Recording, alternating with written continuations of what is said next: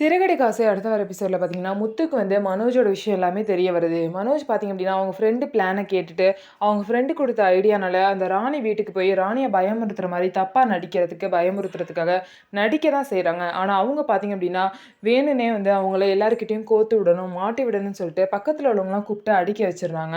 இதனால மனோஜ் பார்த்தீங்கன்னா, அடி வாங்கிட்டு வீட்டுக்கு வராங்க. ஆனா வீட்ல உள்ளவங்க எல்லார்ட்டயுமே பார்த்தீங்க அப்டின்னா, நடந்த விஷயத்த சொல்லாம அப்படியே இவங்க வந்து ஒரு பொண்ண வந்து காப்பாத்துனாங்க. அதனால தான் நான் அடி வாங்கிட்டேன்னு சொல்லி அப்படியே மாத்தி சொல்லிருவாங்க.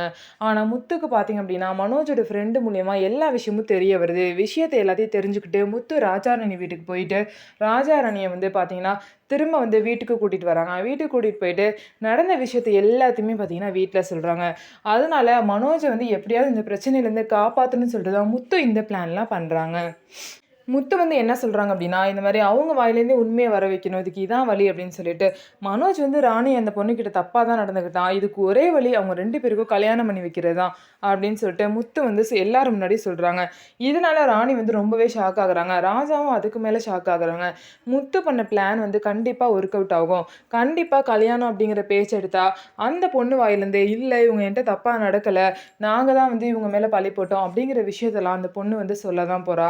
இதனால மனோஜ் வந்து இதுலருந்து தப்பிக்க போறாங்க. மனோஜ் என்னதான் பிளான் பண்ணி அந்த பொண்ணுகிட்ட இருந்து தப்பிக்கணும்னு நெனச்சாலும், கடைசியில முத்து மூலியமா தான் வந்து மனோஜ் வந்து இந்த பிரச்சனை வந்து முடிய போது. ஸோ என்ன நடக்க போகுது அப்படின்னு சொல்லிட்டு வெயிட் பண்ணி பார்க்கலாம். நம்ம வீடியோ உங்களுக்கு பிடிச்சிருந்தா நம்ம வீடியோவ லைக் பண்ணிக்கோங்க. மறக்காம நம்மளோட சேனல சப்ஸ்கிரைப் பண்ணிட்டு பாருங்க.